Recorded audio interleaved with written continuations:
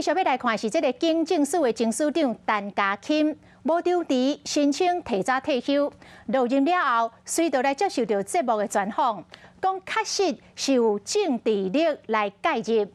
陈家钦直接就点名了，讲就是内政部长徐国勇介入到警察的人事被超位。徐国勇今仔日3度来反击，讲依法。 警监以上的人事权本来就是由内政部来决定。徐国勇是安尼气噗噗咯，讲这个权力本来就是我的，是要敲啥笑死人。整个人事过去有些这些传闻，什么政治力介入，我想是有。这个长官就是我们是谢谢各位。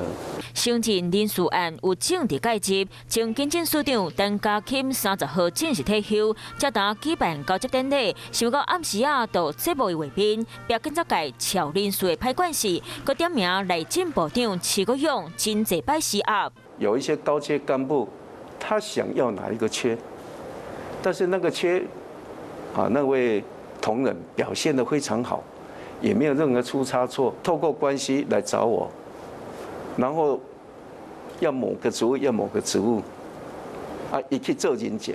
权力是在内政部，所以没有什么我在瞧人事，笑死人了。权力是我的，我在瞧我的人事。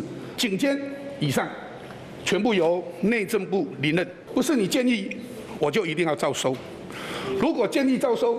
那这个法律规定干什么呢？正面对决，徐国勇讲家己读过法律，提法调出来3摆8回，让双方要为着行警局长人事案在咧吵，徐国勇嘛做出回应。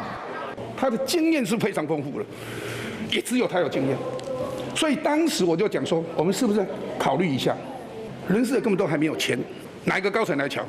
不会吧？ 警察界内部随陈家钦落任，渐渐扑出台面。我跟部长完全没有什么恩怨跟情仇了哈，工作上我都全力以赴，而且部长的指示我也都配得很好。 一句配合，敢是咧想退休是无奈选择？真正的讲法是为着让新任署长会当提早做人事布局。落任了后，前警政署长讲出心声，含情中官对下，把这个事件，后面众拢感受到真高的火药味。 Hello， 大家好，我是乃瑜，要教给大家2个任务。第一个，华视新闻的脸书专页，你按赞了吗？还有华视新闻的 YouTube 频道，赶紧订阅起来，还要记得按赞，开启小铃铛哦。